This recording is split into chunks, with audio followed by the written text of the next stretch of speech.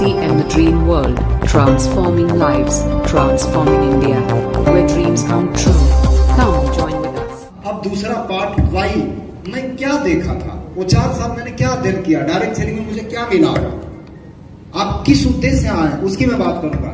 तो उसमें पहली चीज मैं पाया था कि आर्थिक आजादी, आर्थिक आजादी एक शब्द मैं समझा था, आर्थिक आजादी, फाइनेंशियल फ्रीडम, इसमें 3 वर्ड था। आपके पास पैसे की आजादी होनी चाहिए, टाइम फ्रीडम होनी चाहिए और उस पैसे की गारंटी होनी चाहिए, सिक्योरिटी। सर, पैसे की आजादी, इतना पैसा कि बुनियादी जो जरूरत है, रोटी कपड़ा मकान, इसके लिए कंप्रोमाइज न करना पड़े। अब आप समझिएगा, मैंने चेक किया कि मैं एज ए गवर्नमेंट टीचर, मेरे घर में जो भोजन बन रहा है, जो घर वाले कपड़े पहन रहे हैं, जो मकान है हमारा, क्या पसंद का है। मुझे लगा कि यार पैसे होते तो इसकी क्वालिटी हम लोग सुधार सकते थे। तो मैंने क्या देखा कि हम पिताजी और हम दोनों लोग नौकरी कर रहे, लेकिन मनी की फ्रीडम नहीं थी, खुल करके नहीं जी पा रहे थे हम लोग। दूसरा चीज मैंने क्या देखा कि क्या टाइम फ्रीडम है क्या, वो भी नहीं था, क्योंकि हम तो गुलाम थे। जो रूल और रेगुलेशन है गवर्नमेंट को, उसके हिसाब से चलना पड़ता था। सिक्योरिटी भी नहीं थी, क्योंकि जब हम काम करेंगे तो पैसा आएगा, नहीं तो नहीं आएगा। तो देखा कि क्या इसका कोई रास्ता है क्या, तो किताब में लिखा था कि यस रास्ता है, ESBI ऐसे था। 90% लोग इस काम को करते हैं, 10% लोग इधर वाले काम को करते हैं। अभी आपको लगेगा कि आप तो कह रहे थे कि पढ़े लिखे लोगों के लिए भी है, अनपढ़ लोगों के लिए, आप तो लिखना पढ़ना शुरू कर दिए। इतना सिंपल चीज है कि कोई भी व्यक्ति समझ जाएगा, सिंपल है, आप समझिएगा। ई का मतलब एम्प्लॉय, सेल्फ एम्प्लॉय, और आसानी से मैं बता रहा हूं, ये वो लोग हैं जो नौकरी करते हैं। एम्प्लॉय का मतलब नौकरी करने वाले, सेल्फ एम्प्लॉय का मतलब जो खुद की नौकरी करते हैं। नौकरी तो दोनों करते हैं, ये किसी के नौकर हैं या अपने सिस्टम के नौकर हैं। ये नौकरी चाहे गवर्नमेंट जॉब हो चाहे प्राइवेट जॉब, किसी को भी ले लीजिए, चाहे वो छोटी नौकरी हो चाहे वो बड़ी नौकरी, ये वो लोग हैं। अब इसके बाद ये सेल्फ एम्प्लॉय कौन है, डॉक्टर हो गया, इंजीनियर हो गया, दुकानदार हो गया, प्रोफेशनल्स जो होंगे वो सारे लोग हो गए। यानी वो सारे लोग जो कि दुकान पर अपने सिस्टम पर बैठते हैं और बैठने के बाद पैसा आता है। अब ये दूसरे तरफ वाले लोग कौन है, ये बी का मतलब बिजनेस ऑनर, आई का मतलब इन्वेस्टमेंट। अब बिजनेस ऑनर और दुकानदार में फर्क है। जब आप अपनी दुकान खोल करके बैठते हैं तो वो सेल्फ एम्प्लॉय हो गए, लेकिन आपका वो काम आपके बिना बैठे चल रहा तो आप बिजनेसमैन हो गए। बस यही फर्क है। बिजनेस में और दुकान में फर्क इतना है कि बिजनेसमैन बैठता नहीं है, सिस्टम जनरेट करता है। इसकी इनकम लिमिटेड होती है, इसकी अनलिमिटेड होती है। अब अगला चीज आई का मतलब इन्वेस्टमेंट, निवेश, यहां पर उसका सिस्टम काम करता है। बी में, ई और एस में वो व्यक्ति काम करता है, और आई में उस व्यक्ति का पैसा काम करता है। वो काम नहीं करता, वो सिस्टम भी नहीं बनाता, बने बनाए सिस्टम में पैसा डाल देता है। पूरा निचोड़ में बता रहा हूं। निचोड़ ये था कि 90% लोग इस धरती पर ये 2 काम कर रहे हैं, ई और एस, और इनका आउटपुट क्या है कि 10% पैसा इनके पास है। दाहिने तरफ जो बी और आई है, 10% लोग हैं, 90% पैसा इसके पास है। अब आपसे एक प्रश्न मैं पूछूंगा, छपरा डिस्ट्रिक्ट का, सारण डिस्ट्रिक्ट में पड़ता है सर, सारण डिस्ट्रिक्ट के 1000 अमीरों की लिस्ट बनाएंगे, जो अमीर लोग हैं, तो वो क्या करते हैं, वो बिजनेस करते हैं कि नौकरी करते हैं? सही है सर। अगर आपको अमीर बनना है तो क्या बनना पड़ेगा, बिजनेसमैन बनना पड़ेगा। चलिए इसको ऐसे समझिएगा, एक तालाब है, उसके बाहर 90 लोग खड़े हैं और उसमें मछलियां 10 हैं, और दूसरा तालाब है जहां के बाहर 10 लोग ही खड़े हैं लेकिन 90 मछलियां हैं। आसानी किसमें होगी, बाएं तरफ कि दाहिने तरफ? दाहिने तरफ। अब आपको उसका रास्ता पता चल जा, इसके बाद ये आसान तरीका है, और आसान मैं कर दे रहा हूं कि मकसद क्या था। जैसे बाल्टी और पाइप, पानी लाने का 2 तरीका आपने, मैं बोला था ना कि अनपढ़ भी होंगे तो भी समझ में आ जाएगा, कुछ नहीं समझ में आ रहा तो यहां समझ जाएगा। पानी लाने का 2 तरीका, एक तरीका है कि आप बाल्टी से लेकर के आओ, और दूसरा तरीका है कि आप एक ऐसा सिस्टम जनरेट कर दो, बोरिंग करा दीजिए, वहां से पानी आने लगे। इस बाल्टी वाले के लिए आपको जाना पड़ेगा, तब आएगा, नहीं जाएंगे तो नहीं आएगा। इसको एक बार आप स्विच ऑन करेंगे तो आता ही रहेगा। बात समझ में आ रही है? अच्छा, दोनों में से एक विकल्प अगर चुनना हो तो बढ़िया विकल्प कौन है, बाल्टी वाला कि पाइप वाला? सब लोग सहमत इस बात से? भाई साहब, यही मेरे को समझ में आया था, मेरे को यही समझ में आया था कि ये सब बाल्टी वाले हैं। एक चीज बताइए, बाल्टी छोटी हो या बाल्टी बड़ी हो, ढोना तो पड़ेगा ना, चाहे हम चपरासी हो चाहे IAS ऑफिसर हो। 60 साल के बाद क्या होता है, वो बाल्टी काम आती है। नौकरी हम अपने बच्चों को नहीं दे सकते क्योंकि नौकरी सरकार देती है या कोई ऑर्गेनाइजेशन देती है, लेकिन हम अपना बिजनेस तो अपने बच्चों को दे सकते हैं ना। सर, फिर से आपसे मैं बात करना चाह रहा हूं, अगर अपने बच्चों को आप अच्छी जिंदगी देना चाह रहे हैं तो क्या बुरी बात है क्या? ये बुरी बात नहीं है, एक अच्छी परवरिश कही जाएगी। मर्यादा पुरुषोत्तम भगवान श्री राम को अगर देखें तो उन्होंने भी अपने बच्चों को, अपने भाइयों को अच्छी परवरिश, अच्छे संस्कार दिए थे। अब आप समझिएगा, ये पूरा निचोड़ मैं बता रहा हूं। मैंने क्या देखा, मेरा मोह भंग क्यों हो गया, आगे मैं नौकरी नहीं करने का डिसीजन लिया। इसलिए नहीं लिया कि वो कितना भी बड़ा होता, वो बाल्टी ही था। उस किताब में लिखा था कि अगर आप आर्थिक रूप से आजाद होना चाहते हो तो आपको बाएं से दाहिने तरफ जाना पड़ेगा। मेरी बात समझ में आ रही है? यहां से बहुत सारी ट्रेनें जा रहे हैं अमृतसर के लिए। मान लीजिए कि एयरपोर्ट है और एक ट्रेन है, आपको जल्दी जाना है, आप पीछे वाले डिब्बे में बैठे हैं, आप थोड़ी सी दिमाग लगाए, नहीं यार मेरे को जल्दी जाना तो मैं आगे वाले डिब्बे में बैठ जाऊं, तो कितना पहले पहुंच जाएगी? 1 मिनट पहले पहुंच जाएगी ज्यादा से ज्यादा, क्योंकि प्लेटफॉर्म पर थोड़ा पहले पहुंच जाएगी, यही ना होगा। लेकिन अगर आपको जल्दी, मेरी टीम चलती है गुजरात में, वहां फ्लाइट से जाना होता है, लंबा सफर है, तो वहां जो है, एक बार मैं गया था ट्रेन से तो करीब करीब 36 घंटे लगे थे। तो फिर मैं बनारस से फ्लाइट लेता हूं तो मुझे लगता है कि 1 घंटे 35 मिनट लगता है। सर, तो प्रश्न क्या है, मैं ये जोड़ना ये चाह रहा हूं कि अगर आप फास्ट ग्रोथ करना चाह रहे हैं तो आपको क्वाड्रेंट बदलना पड़ेगा, यानी ट्रेन बदल करके, व्हीकल बदल करके आपको एरोप्लेन पकड़ना पड़ेगा। मेरी बात समझ आ रही है? yes. ताली बजा सकते हैं एक बार? yes.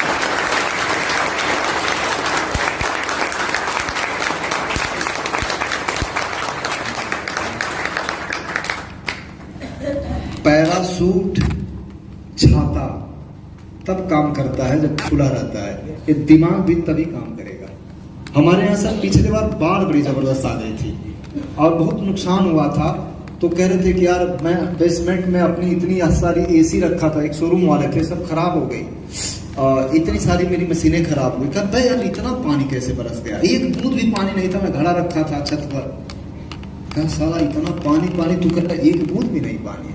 चलो दिखाओ तो तुम्हारा घड़ा कहाँ है, जा करके देखते हैं तो घड़ा को उल्टा करके रखा था, घड़ा को उल्टा करके रखा था। बताइए दुनिया साला बजा, उसमें पानी जाएगा? ये जो घड़ा है ना, इसको सीधा करके रखिए। इसको खोलने का एक ही तरीका है कि आप लोग ना मान कर चलिएगा, इतना चंचल दिमाग है ना, शरीर तो यहाँ पता नहीं कहाँ कहाँ घूमने लगेगा। साहब जी BSc किया, MSc किया, B.Ed M.Ed किया, लेकिन ये किसी क्लास में नहीं पढ़ाई गई थी। पढ़ाई गई थी कहीं? और जिंदगी की असली सच्चाई यही है कि सारा कुछ करने के बाद उसी जद्दोजहद में लगना है। तब मुझे समझ में आया, मैं अपने बच्चों को बोलता हूं कि बेटा बाल्टी वाला काम स्टॉप नहीं होगा। अभी नहीं कि तुम इलाहाबाद यूनिवर्सिटी में जाओ, एडमिशन लो, कैरियर कोचिंग में एडमिशन लो, फिर तैयारी करो, फिर इसके बाद रेलवे एसएम का एग्जाम दो, त्रिवेंद्रम में चले जाओ, वहां आपको 65,000 सैलरी आ रही है, आप वहां परेशान, हम यहाँ परेशान। मतलब वो काम बंद, वो काम तो हम ही ने कर दिया। एक आईडी मेरी है, एक मैडम की है, एक पिताजी की है। हम लोगों के बाद किसकी होगी? बच्चों की होगी। 3 बच्चे, तीनों को फाइनल। तो ऑलरेडी मैं कहा कि इससे ऊपर सोच, अब इससे ऊपर सोच, बहुत हो गया बाल्टी बाल्टी, अब पाइप लाइन के लिए सोचो। बच्चे इस तरह की पढ़ाई करते हैं, नौकरी के लिए उनको ना तरसना पड़े। मेरे दोस्त, ये एजुकेशन आपके प्रैक्टिकल लाइफ में बहुत काम आएगी। तो आप सोचिएगा कि कोई भी नौकरी है, आप अगर उस नौकरी को अपने बच्चे को नहीं दे सकते तो उसके पीछे क्यों इतनी शिद्दत से पड़े हैं? आप उसको करिए, बाल्टी को आप ढोते रहिए जब तक पाइप लाइन नहीं बन जाती है। लेकिन पाइपलाइन तो बनाना चाहिए ना। तो आज इस ऑडिटोरियम में जितने भी मेरे दोस्त, जितने भाई बहन बैठे हैं, कुछ पिता तुल्य हैं हमारे, आप सभी लोगों से मेरी गुजारिश है कि आज के बाद ये थॉट प्रोसेस को चेंज करिएगा। अपने बच्चों को सिर्फ ये मत बोलिएगा कि तू नौकरी कर, तू नौकरी कर, मैंने बाल्टी ढो, मैं कह रहा हूं पाइपलाइन की बात करिएगा आज के बाद, चलेगा?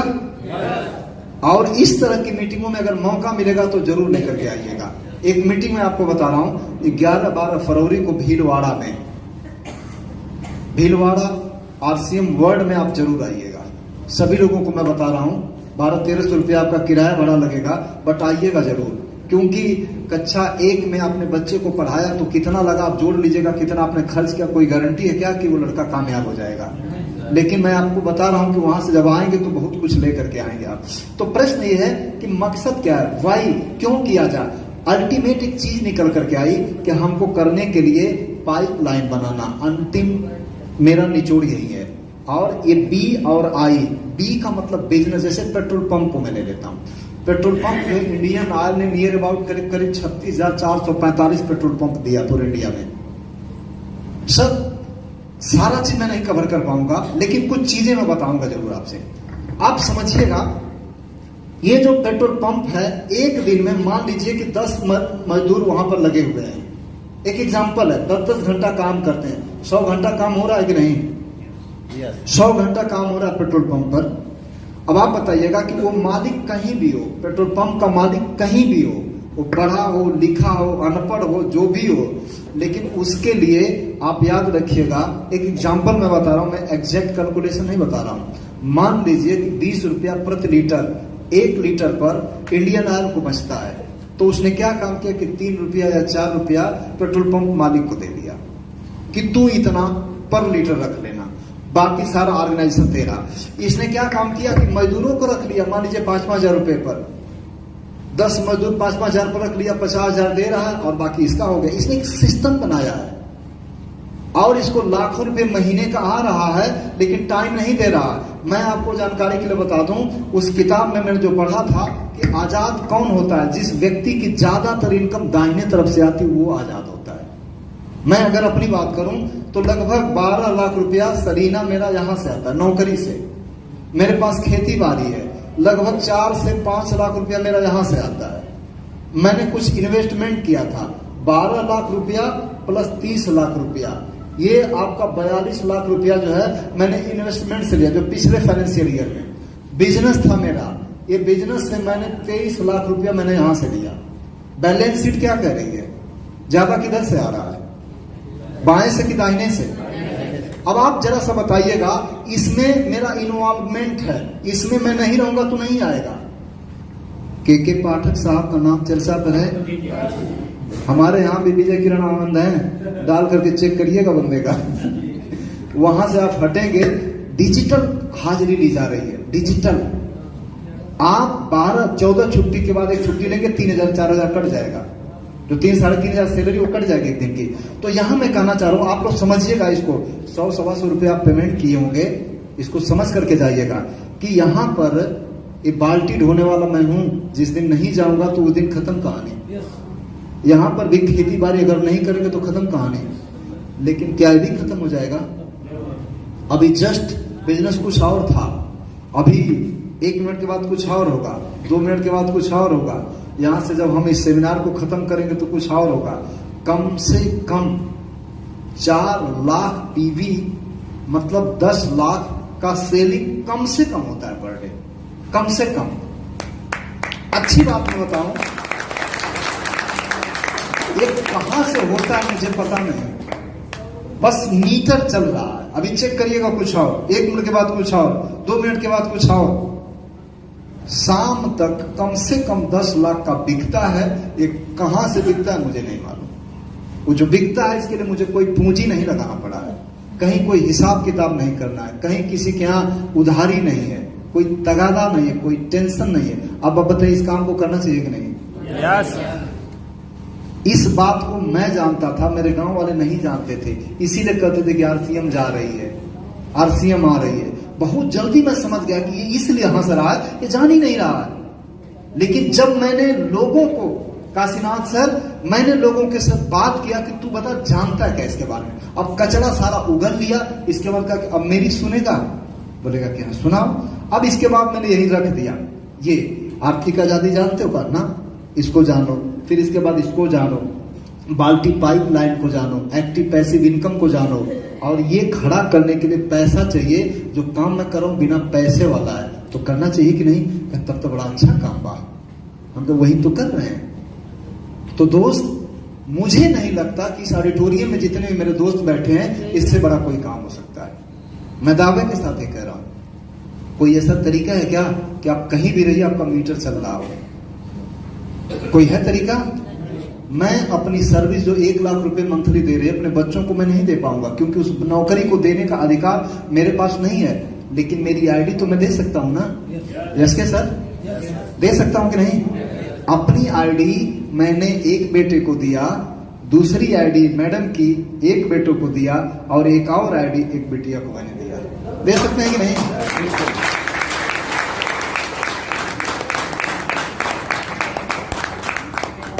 अब आप जरा सा बताइए कि क्या बच्चे आपको विलेन समझेंगे? आपको मैं जानकारी के लिए बता रहा हूं, मेरे बच्चों के मोबाइल में डीपी देखिएगा, एकदम इमोशनल हो गया। मैं कहा जसलोक यार, बड़े लड़के का नाम जसलोक है, छोटे का नाम विवेक है, जागृति है गुड़िया का नाम। मैंने देखा तो उसका डीपी मेरा लगाया था। मैं ऐसे दिन देखा तो मैं कहा कि यार तू लोग मेरी डीपी क्यों लगाया है? इतने अच्छे अच्छे लोग हैं, पता नहीं क्या क्या। लड़का इमोशनल हो गया। जसलोक कहते पापा हम शाम को बात करेंगे। शाम को सभी लोग जब बैठे खाना खाने के लिए तो वो बात कर रहा था कि पापा हमने आपको संघर्ष करते हुए देखा। जब लोग हंस रहे थे तो आप हम लोगों को लेकर के 9 बाई 10 के कमरे में आ गए। जब सब लोग ड्यूटी करके टीवी देखते थे तब आपका एक दूसरा फेज शुरू होता था। रात को 12 बजे 1 बजे आप आते थे। आपने किसी की परवाह नहीं किया और आपने वो असंभव साकार जो समाज रिजेक्ट कर दिया था, आपने पता नहीं कितना विजन आपके पास था कि आपने उस काम को किया। अब आप जरा सा बताइए, मैं तो इस तरह का रोल मॉडल नहीं देखता हूं। कह रहा था कि मैं सोचता हूं कि मैं आप जैसा बन जाऊं। बच्चों का रोल मॉडल बनना कोई आसान बात है क्या? इमोशनल थी पूरी परिवार। दोस्त, ये छोटा बिजनेस नहीं है। उन सबको पता है कि पापा क्या कर रहे हैं। तो अगर अपने लोगों को कुछ प्यारा सा गिफ्ट देना मेरे दोस्त, तो मुझे नहीं लगता कि इससे बड़ा कोई गिफ्ट हो सकता है। करना चाहिए कि नहीं? आप सोचिएगा, आपके पास 3 बच्चे हैं, तीनों को एक पेट्रोल पंप दे दीजिए, या ईंट का भट्ठा खुलवा करके सेटल करके दे दीजिए, या स्कूल बनवा करके दे दीजिए, या फैक्ट्री बनवा करके दे दीजिए। तो उनको ड्यूटी करना पड़ेगा क्या? कहीं नौकरी नहीं करना पड़ेगा, लेकिन क्या दे सकते हैं क्या? पूंजी लगेगा ना। लेकिन उसी तरह का काम बिना पूंजी का आप देने जा रहे हैं। ताली नहीं बजनी चाहिए क्या? बिना पूंजी का आप अपने बच्चों को पेट्रोल पंप से बड़ी चीज देने जा रहे हैं। अब आप पूछिएगा कि तो और बड़ी बड़ी फेंक रहे हो आप। मैं बताऊं, तैयार हैं? आप पेट्रोल पंप से बड़ी चीज अपने बच्चों को देने जा रहे हैं। अगर आप समझ गए तो बाकी सब छोटा छोटा लगेगा। समझ रहे ना? छोटा छोटा लगेगा। अब आगे मैं बताना चाह रहा हूं एसके सिंह साहब, जो अगला मेरा टॉपिक होगा, जो मैं क्या समझा था, क्यों आंधियों में चिराग जलते रहे, कहां से हिम्मत आती थी। कोई पिकअप सेंटर नहीं था, अप्लायंस सिलेंडर हिरा साहब अंबाला से थे, नजदीकी कोई नहीं था। मैं क्यों चलता रहा? क्योंकि मेरा विजन क्लियर था। वो अगला विजन मैं आपको बताने जा रहा हूं। अगला विजन क्या था आप समझिएगा। एक शब्द होता है, इसको नोट कर लीजिए, फ्रेंचाइजर। फ्रेंचाइजर। और दूसरा शब्द होता है फ्रेंचाइजी, और तीसरा शब्द होता है लेबर। आपको एक एग्जांपल से मैं बता रहा हूं। जैसे पेट्रोल पंप का मालिक, जो पेट्रोल इंडियन ऑयल है, जो इंडियन ऑयल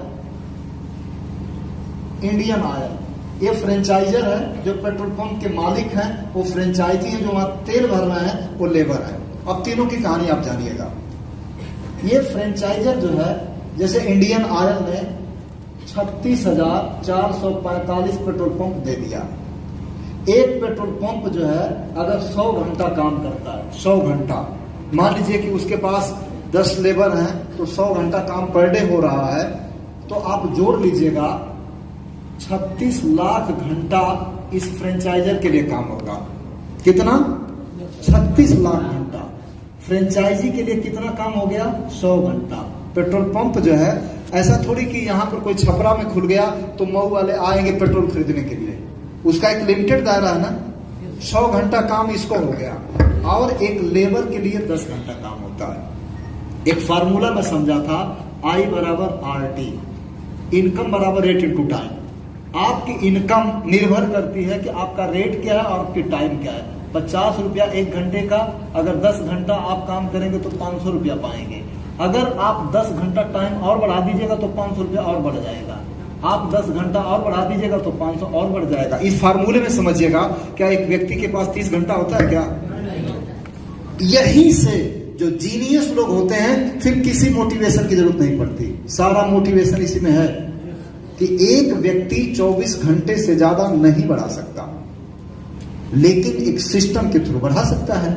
लेबर देखिए नहीं बढ़ा सकता, लेकिन सिस्टम थोड़ा सा डाला, पेट्रोल पंप वाले ने बढ़ा दिया, 10 लेबरों को रख लिया। लेकिन इसके ऊपर वाले ने हाई क्लास का सिस्टम डाला, इसने लाखों लाख घंटा काम करा सकता, तो इनकम भी तो लाखों लाख होगी।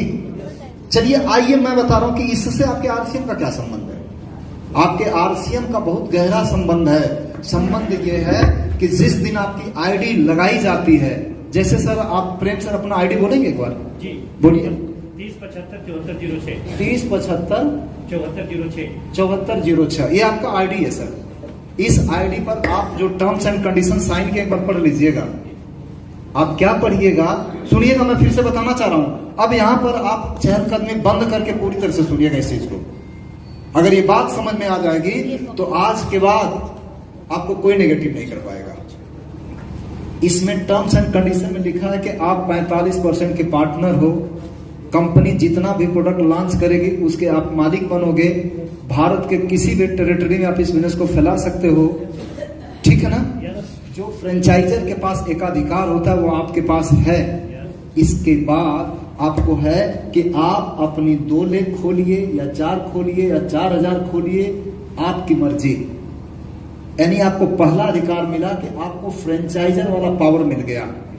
सर बड़ी बात है कि नहीं? दूसरा अभी नहीं, ताली अभी नहीं, लास्ट में दूसरा अधिकार ये मिला कि जिस व्यक्ति को आपने दिया, इस व्यक्ति को भी सेम पावर आपने ट्रांसफर कर दिया है। यानी आप फ्रेंचाइजर हो और इसके बाद जिसको आपने दिया वो भी फ्रेंचाइजर है, और इसके बाद जिसको आपने दिया वो भी फ्रेंचाइजर है। आप समझ आ रही बात?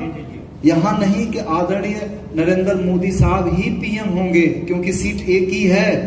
यहां सीट एक ही है क्या? यहां इंडियन ऑयल एक ही है। दूसरा जो भारत पेट्रोलियम है, एस्सार है, अलग अलग है। लेकिन यहाँ टीसी छाबड़ा जिसे पूछा गया था कि ये तो टाटा बिरला से भी बड़ी कंपनी बनने जा रही है, तो उन्होंने बोला था कि गलत बोल रहे हो। तो बोले क्या सर गलत बोल रहे हैं? का एकदम गलत बोल रहे हो। टाटा बिरला से बड़े बड़े अमीर आरसीएम में पैदा होंगे, इस चीज के लिए कंपनी डिजाइन की गई है। अब आप सोचिए ये कैसे, ये शब्द कैसे उन्होंने बोला? चुपके से उस फकीर ने बहुत बड़ी बात बोल दिया। उन्होंने बोला कि जिस दिन ये व्यक्ति समझ जाएगा कि you are franchisor, petrol pump के मालिक के पास अधिकार नहीं है कि मऊ में आप पेट्रोल पंप खोलो। अधिकार है क्या? खोलना होगा तो फिर जाना पड़ेगा इसके पास, फिर वो कहेगा कितनी जमीन, इतना पैसा, फिर खोलो, फिर वहीं पर बेचो। यहाँ पर सुरेश के पास अधिकार है कि तू यहीं पर सारण डिस्ट्रिक्ट में खोलो, तू भारत के कोण, इसे तो 27 प्रांतों में फैला। सर आप बताइए जरा सा कि आरसीएम बिजनेस के पास पावर मिल गया फ्रेंचाइजर का, लोग जान ही नहीं पा रहे हैं। असली चीज यही जान ही नहीं पा रहे हैं। सर बात समझ आ रही है? तो आरसीएम का डिस्ट्रीब्यूटर क्या बन सकता है? इसी बात को वह साहब बोले, सुरेश जी मैं उस रहस्य को जान गया, और रहस्य को सन 2001 में जान गया, और आप इस रहस्य को 2016 में जाने। यही बस फर्क है। और मैं इस भाव से काम करना शुरू किया कि मैं फ्रेंचाइजर हूं। उसने राममूर्ति साउथ इंडियन को जब फ्रेंचाइजी दिया तो उन्होंने समझा करके कि पूरी साउथ इंडिया खाली है, छा जा बेटा। आपको मैं इसलिए बताने के लिए आया हूं कि आज के बाद टॉप प्रायोरिटी पर आरसीएम को रखिएगा। मेरे घर में लैपटॉप है, मोबाइल है, सारे गैजेट्स हैं, टेलीविजन नहीं है। बच्चे लोग नफरत करते हैं कि पापा ये टाइम किलिंग मशीन है। उस काम में वो लोग स्टडी करते हैं, हम लोग स्टडी करते हैं, जूम की मीटिंगें करते हैं, फील्ड वर्क करते हैं। मुझे पता है कि ये बिजनेस कितना बड़ा है। हो सकता है किसी भाई को समझ में आ जाए, बहुतों को नहीं समझ में आता है। तो जिसको समझ में आ जाएगा दोस्त, वो बहुत बड़ा काम करेगा। मैं निचोड़ बता दे रहा हूं कि इस बिजनेस में क्या मकसद होना चाहिए। आपका मकसद होना चाहिए आर्थिक आजादी, काम एक बार, पैसा बार बार, और सबसे बड़ा गिफ्ट आप अपने लोगों को देने जा रहे हैं, पाइपलाइन बनने जा रही है इनकम की। जो बाल्टी है वो 60 साल के बाद, 62 साल के बाद खत्म कहानी, लेकिन ये पीढ़ी दर पीढ़ी की गारंटी दे रही है सर। तो ये आपका मकसद होना चाहिए। आपका मकसद ये होना चाहिए कि एक franchisor Indian oil, Bajaj, Tata किस भाव से काम करते हैं, वो एटीट्यूड आपका होना चाहिए सर। बातें ढेर सारी हैं, मकसद में सिर्फ 2 चीज में बताया, मुझे लग रहा क्लियर हो गया होगा। अब तीसरा चीज, कैसे करें इसको किस तरह से फैलाया जाए। इतनी सारी बातें तो हैं, लेकिन तरीका अलग अलग है। मैं आपको एक यूनिवर्सल तरीका बताऊंगा, ध्यान देंगे आप लोग। एक ऐसा तरीका मैं आपको बताऊंगा जिस तरीके को अगर आप एडॉप्ट कर लिए तो आज अब तक आप कितना पीछे इसका मतलब नहीं। क्योंकि मेरे साथ बहुत सारे लोग ज्वाइन किए थे, मेरे से पहले बहुत सारे लोगों ने ज्वाइन किया था। कोई अभी भी रॉयल्टी पर है, कोई अभी भी टेक्निकल पर है। हमने शुरुआत किया 2016 में, जो एनिवर्सरी मनाई जा रही थी 16 में, उसमें मैं गया था। तो मेरा टोटल बिजनेस जो है 36,000 का था। कितने का था? 36,000 का था। और इसके बाद एक कश्यप जी थे यहाँ एमरॉड, उस वक्त स्टार पर्ल थे, और उन्होंने स्टार पर्ल का पिन लिए थे। विजय विरोधिया साहब जो उनको स्टार पर्ल का पिन दिए थे। तो मैं पूछा कि सर एक चीज बताओ, आप मुगल सराय के रहने वाले हो, आप बीएससी सेकेंड ईयर में सिर्फ पास हो, आप लड़के हो, मैं टीचर हूं, मैं आपसे ज्यादा पढ़ा लिखा, मेरा बिजनेस जो है 36,000 का है, आप स्टार पर्ल हो, जैसा मेरे को प्लान दिखाओ। शिवगंगा से रिजर्वेशन था, उन्होंने मेरे को प्लान दिखाया, और जब प्लान दिखाया तो दिन मैं डिसाइड किया कि अब मैं अब से बिजनेस शुरू करूंगा। और इसके बाद आज वो भी स्टार इमरान है, हम भी स्टार इमरान है सर। हमने पार्ट टाइम सर किया। इसमें कितने लोग कम समय में बड़ी सफलता चाह रहे हैं? कम समय में। अच्छा, कुछ लोग बहुत ज्यादा समय में चाह रहे हैं। चलिए, जो लोग कम समय में चाह रहे हैं उनके लिए मैं बता दूं, वो आप लोगों के लिए यहाँ पर मैं अगला चीज बताऊंगा, हाउ, कैसे करें। पहले एक टारगेट लेकर के वर्किंग करिएगा कि मुझे 1 लाख रुपए एक महीने की इनकम चाहिए। पहले देखिए, आपको लग रहा होगा कि आप इनकम की बात क्यों कर रहे हो। जब 1 लाख आप कमाएंगे तो आपके नीचे कम से कम 22-23 लाख रुपया बटेगा। समझ रहे ना? 1 लाख रुपया कमाने के लिए 22-23 लाख रुपया आपके नीचे लोगों के ग्रुपों में बटेगा। तो जिसको आप पैसा भिजवाओगे उनके साथ अच्छा करो कि बुरा करो आप? अच्छा। तो ये सब कुछ है, एक साधे सब सधे, सब साधे सब जा, यहाँ सब कुछ एक ही प्लेटफॉर्म पर है। तो इसका मतलब नहीं कि मैं सिर्फ पैसे की बात बता रहा हूँ, वो लंबी चीजें मैं बोला ना कि हरि अनंत, हरि कथा अनंता। आप इसको समझिएगा आज, फिर समझ में आ जाएगा कि आगे जैसे आगे आगे बढ़ते जाएंगे इसकी बेसिक चीजें समझ में आती चली जाएगी। तो 1 लाख रुपया महीना कमाने के लिए आपको एक पिन लेना पड़ेगा। उस पिन का नाम है एमराल्ड। एमराल्ड पिन का जो स्ट्रक्चर होता है 22 लाख पीवी होता है, लगभग 44 लाख, राउंड फिगर में 50 लाख मानिए। थोड़ा सा कैलकुलेशन पार्ट है, कुछ लोग बोर होंगे यहीं पर कुछ बोर होंगे, लेकिन मैं आपको अलर्ट कर दे रहा हूं। कोई प्रोफेसर बना, कोई डॉक्टर बना, कोई इंजीनियर बना, तो किसी न किसी स्कूल में जाकर के ये बोरिंग भरा क्लास अटेंड किया। तो आप 10 मिनट का एक बोरिंग भरा क्लास अटेंड कर सकते हैं? yes! कुछ बहन को, कुछ भाइयों को शायद नहीं समझ में आएगा, लेकिन आप इसको देखते रहिएगा। जो आपको बुलाएं वो समझा देंगे, लेकिन देखना जरूरी है। साथ देंगे आप मेरा? yes! वादा करते हैं? yes! एक बार पहले ताली बजा लीजिए आप लोग।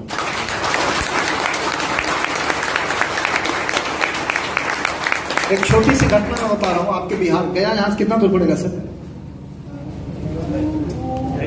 250 किलोमीटर। गया का एक मेरे रूम पार्टनर थे बीएड में, मनोज सिंह नाम था उनका। हम लोग जो है एक साथ रहते थे कमरे में जहां मैं बीएड कर रहा था।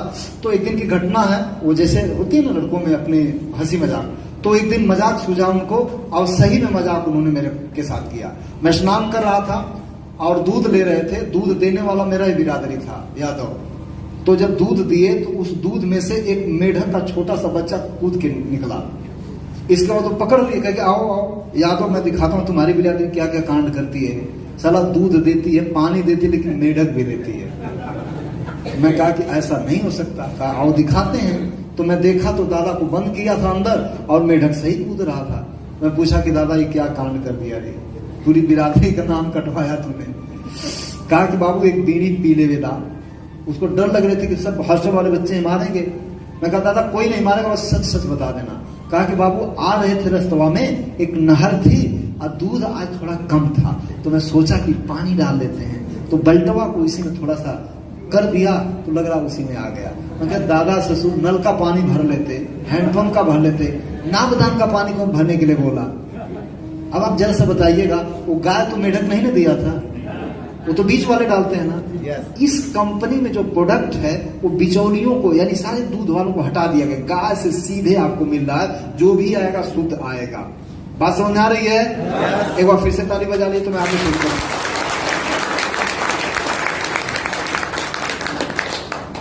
पेट्रोल पंप पर मान लीजिए कि 10 रुपए की मार्जिन है और अगर 1 लाख लीटर तेल बिक गया तो 1 लाख लीटर में बात कर लीजिए 10 लाख बनेगा। इंडियन ऑयल का एक एग्जांपल है, यानी तेल अगर उसका 1 लाख लीटर बिक रहा है तो 10 रुपए के हिसाब से 10 लाख उसका कमीशन बना कि नहीं।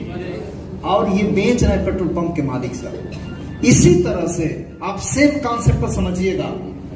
आरसीएम बिजनेस में 50 लाख का जिस दिन टर्नओवर होगा, टोटल 21 लाख टीवी के हिसाब से 21 लाख कम से कम कमीशन बनेगा।